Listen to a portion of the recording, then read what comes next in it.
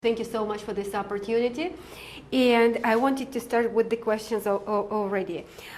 We talked a little bit about impact of the debt crisis in euro area.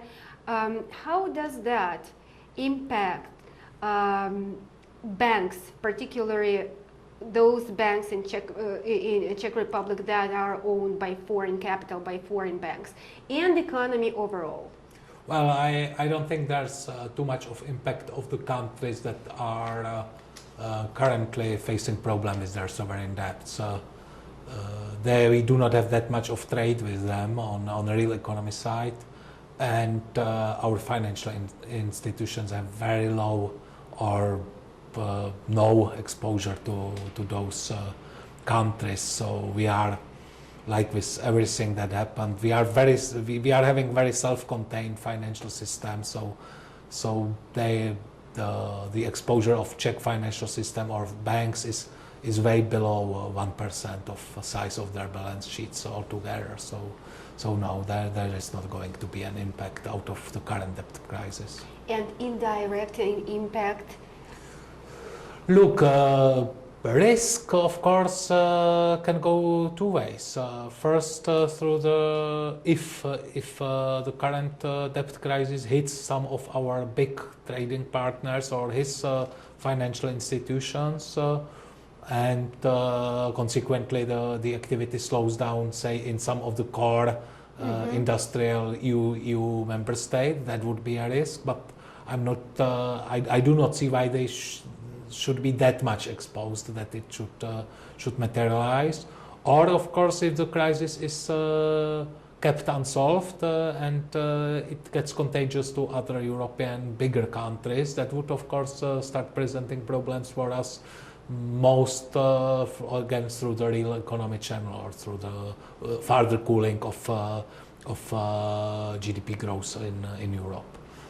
The economy depends on exports pretty much, right?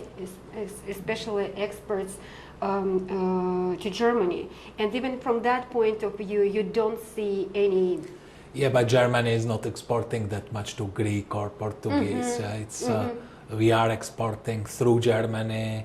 We are not exporting that much to Germany. We are exporting more through Germany with German products to East Asia, ex-USSR, and similar territories. So we are not going to be that much hit. Let me give you an example. Greece has the same amount of citizens, around same amount of citizens like us, 10 million of people, but their foreign trade is 1/10 of us. Brilliant example, thank you for that. If you could please tell us, how do you view the response of European authorities and EU governments to the global financial crisis? I know that you have some strong opinions here. If you could please talk about it. Yes, we are having considerable worries about the changes in supervisory frameworks and in regulatory frameworks as well. First, because they are done under huge pressure for speed. And it doesn't sum up to me. We lived quite well with well-enforced Basel II, and I'm stressing well-enforced Basel II, not kind of liberally or easily enforced Basel II. But second, even more important, Basel, the drawbacks or the problems with Basel II are now, that's at least mainstream opinion, recognized as coming from the fact that it's been introduced too fast, not that well thought, and so on and so on. Now we are introducing Basel III in about half of the time that we spent with Basel II. The common sense does not sort of tell me that this is going to be that much of improvement. Yeah? There are a lot of issues that have not been properly analyzed.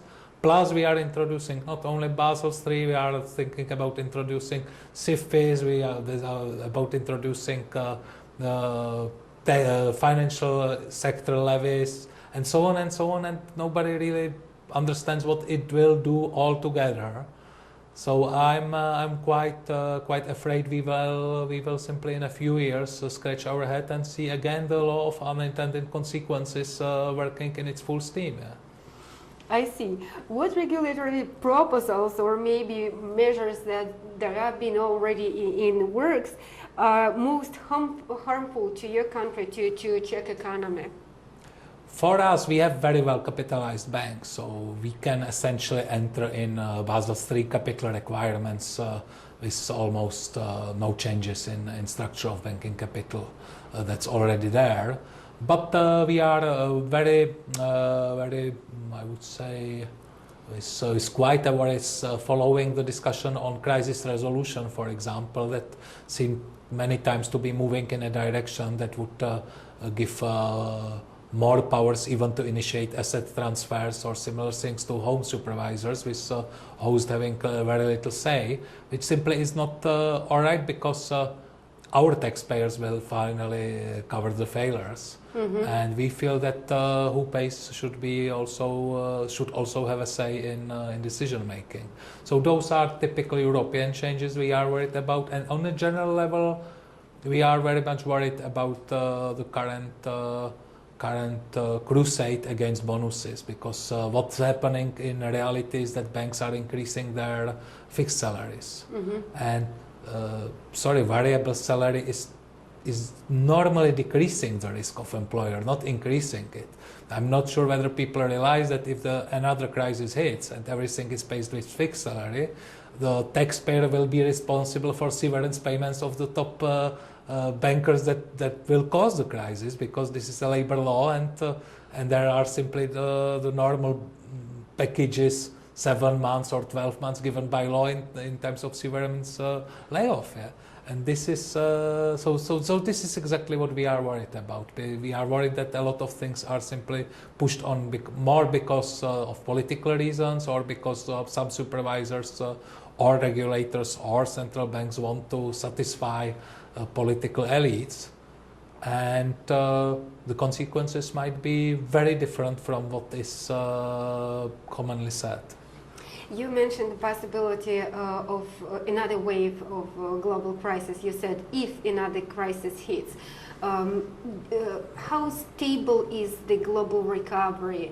How tense is inflation pressure globally and in your country? If you could talk a little bit more about that. We are obviously seeing some of supply side pressures, or the pressure stemming from mainly commodities, energy and food. In terms of food, it's worth to remember that we had a terrible harvest last year. Yeah? We had floods in Australia, we had fires in Russia, we had bad weather all over Europe.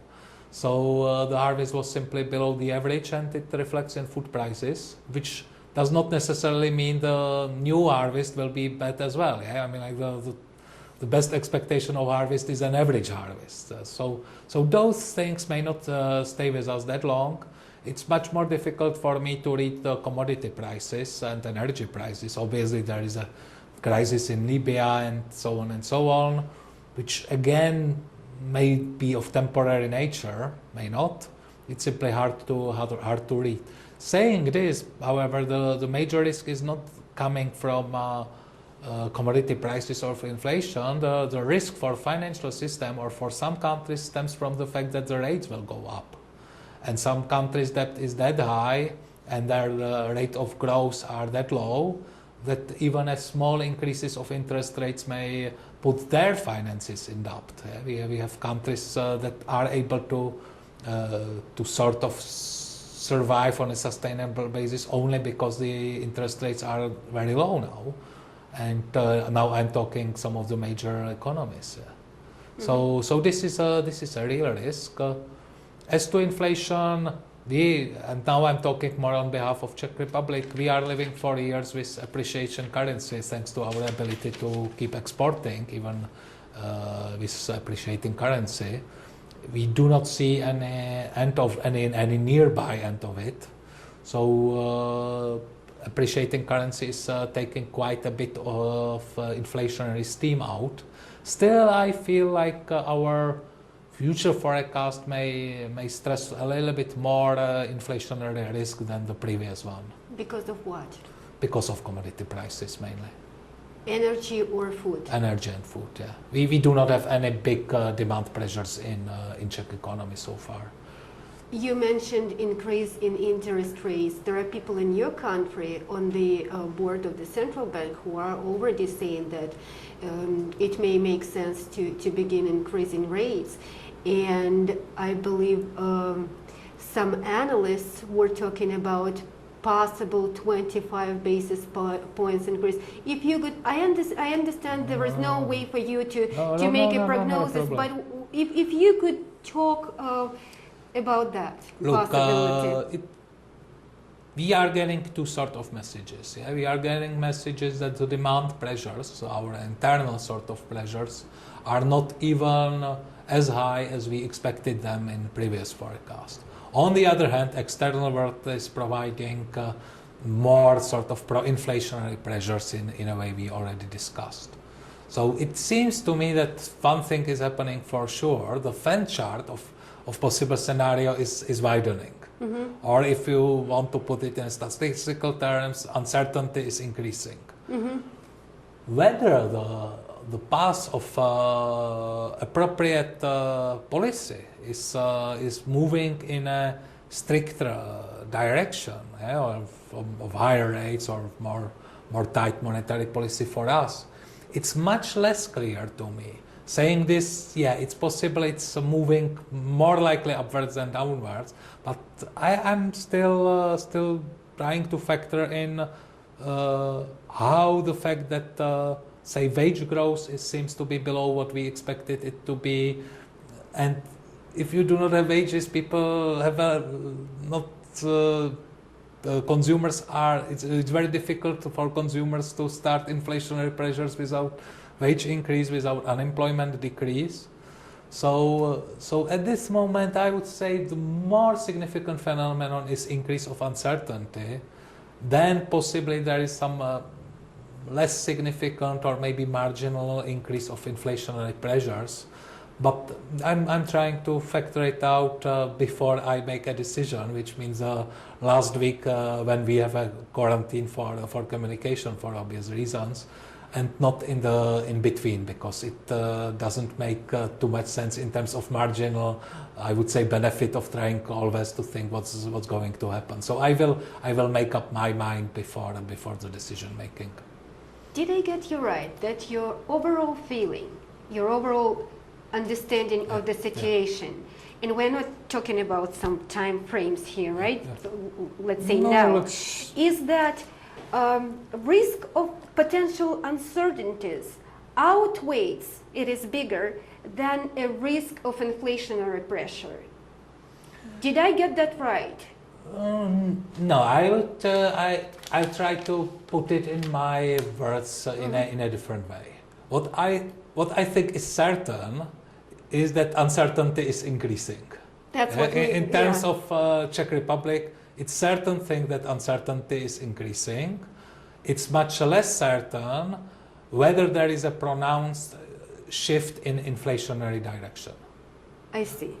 Because we are getting the signals that are going against each other. We are getting a bit lower wage growth, so we are getting very little of domestic demand pressures still in the data. On the other hand, we are getting stronger inflationary impulses from external world. So how this thing will add up, it's very uncertain. Yeah. So this certainly increasing uncertainty. And uncertainties about what? About everything. About appropriate future interest rate paths, uncertainty about exchange rate, which actually is increasing even because of sovereign debt crisis is more pronounced even with developed economies. So we may again find ourselves being considered safe havens with all unpleasant consequences to our domestic demand, because that would drive, of course, the exchange rate up, and then we would lose the only thing that seemed to be strongly pulling us out of inflation, out of low growth or below zero growth, meaning exports. You see, so it's overall the world is slightly, not slightly, is for me clearly less certain in terms of our future development than say 2 months ago. If we could get back to those measures that were designed internationally and potential negative impacts, you talked in general about it. If you could talk a little bit more about what exactly are potential negative impacts. First thing, so far we've been talking about the monetary policy horizon for next 6 quarters. Yeah. If we talk about new supervisory and regulatory framework, this is about next crisis. This is not about this crisis. They will be introduced by some by 2018, so some by 2012, or as soon as possible in terms of bonuses. All together, their problem is that they simply generate an uncertain mix of consequences that nobody knows what it will be.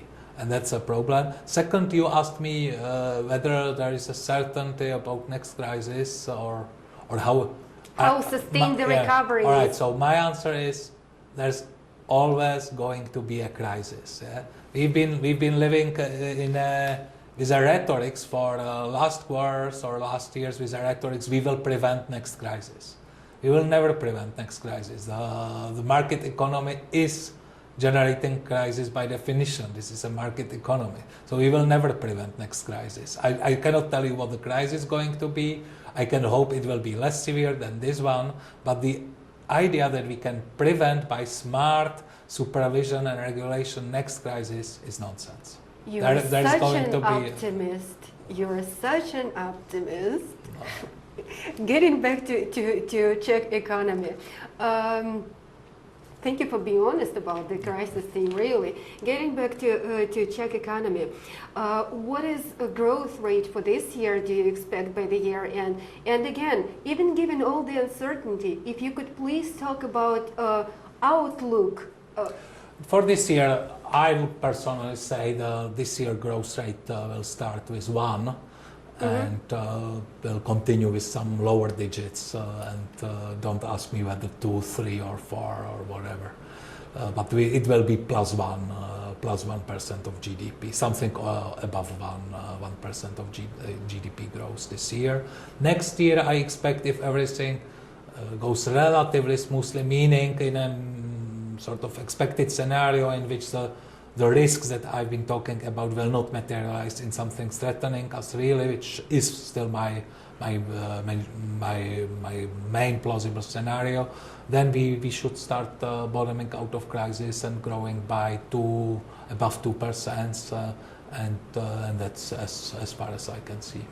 And inflation, if growth accelerates, that increases inflationary pressure, right? For this year, but we are now below inflation target. 2% inflation target? I think 2% inflation target. I think the latest number was 1.7, if I remember correctly. As I'm stressing, I'm not familiarizing myself with the situation before the monetary policy thinking. Yeah. So I think we had 1.7 last time. And last time that was a few weeks ago. Well, and.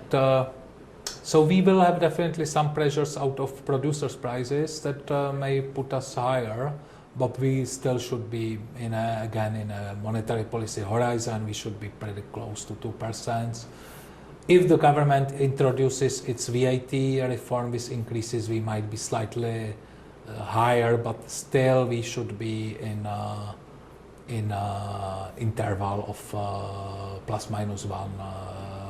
With respect to 2% inflation target, so we should be pretty much on plus minus 1, meaning 2.1.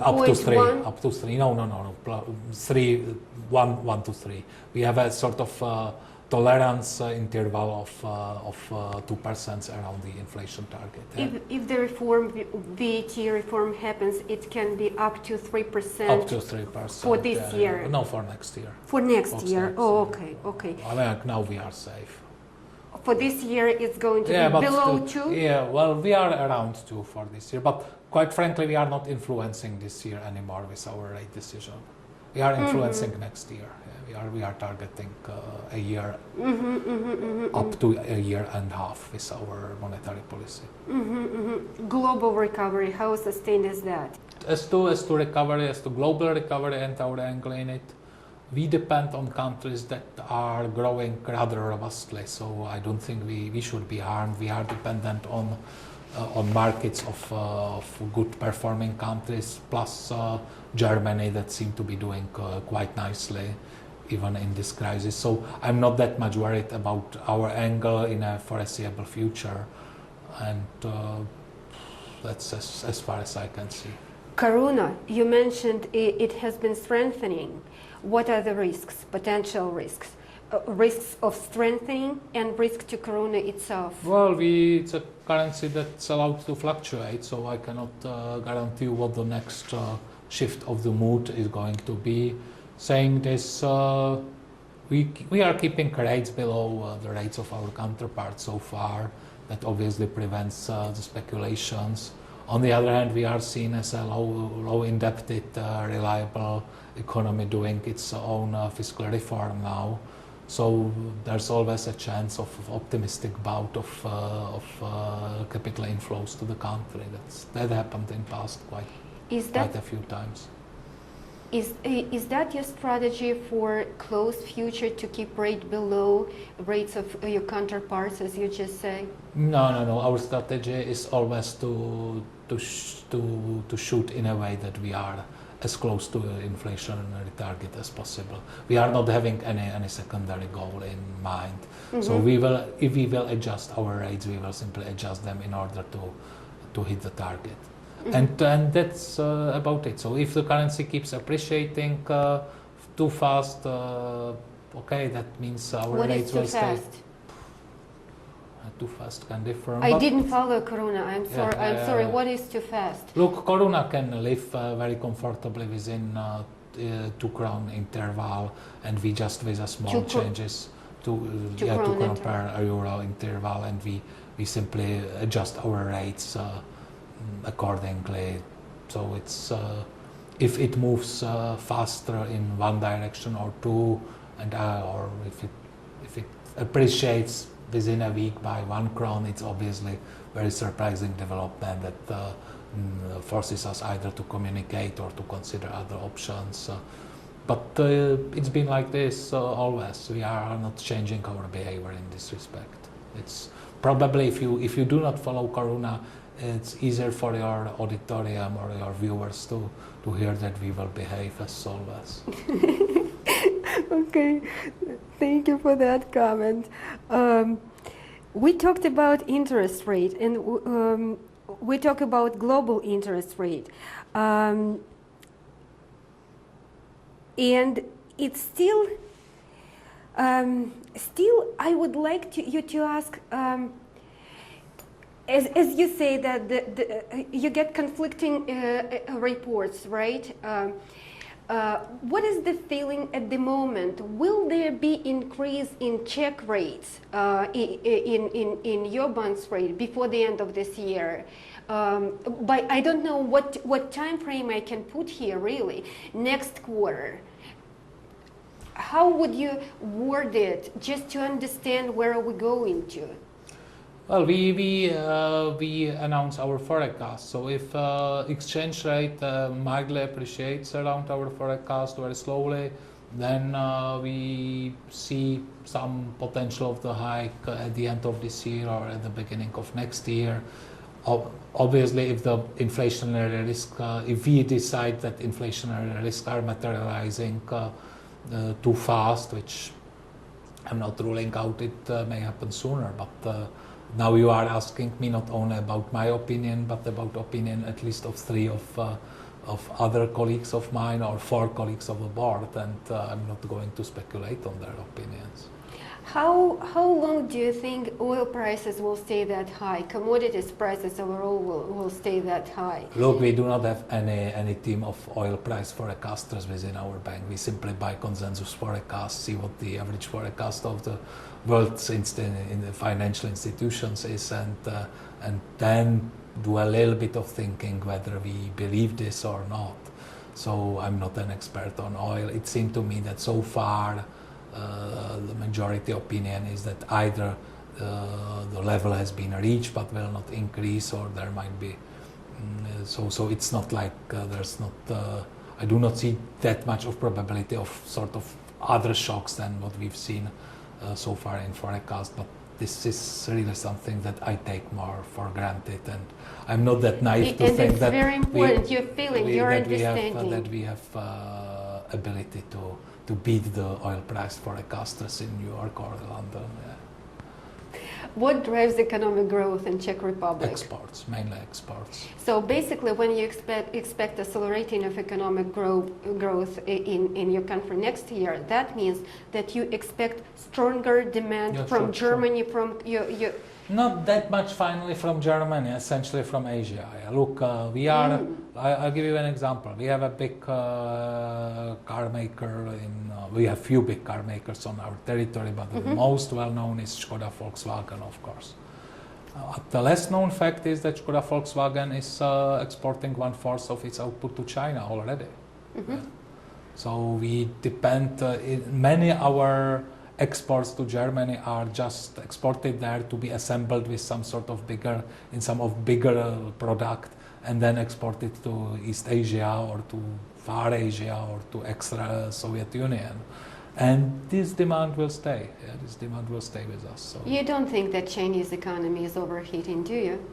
I'm not sure whether this is overheating or not, but I feel if it grows 9 or 7% or 12%, it's still quite a potential for us to export there. So you expect the growth will be at that? But we are not talking only China. There's Vietnam. We are a smaller country. We do not need a huge mass market. We can live with a few smaller markets as well. Yeah. Okay. We do not need to cover all Russia. Kazakhstan is also quite. You see, that's this sort of. How many people thinking. do you have? We have 10 million people.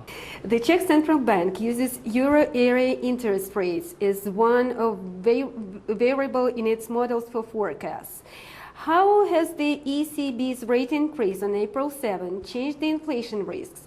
And how are the inflation risks changing with expectations of continued monetary policy tightening in the euro area? We talked about inflation, but anyway. Well, we expected the hike, the ECB hike, so it hasn't changed too much. Yes, we sort of, it was clear it's coming. So it did not that much influence our latest decision to keep the rates. And it just confirms what we expected. But what can influence us is how we are, so let me put it in a different way. We are not influenced by the particular moves of ECB. But what may influence us is if ECB changes its sort of inflationary opinion or inflationary forecast for foreseeable future. Meaning if it changes its future path of decisions. Yeah? Because if it changes its opinion about the future path of inflation, it essentially changes its opinion about its own rates. Yeah? And that would influence us. But I do not see it has happened so far.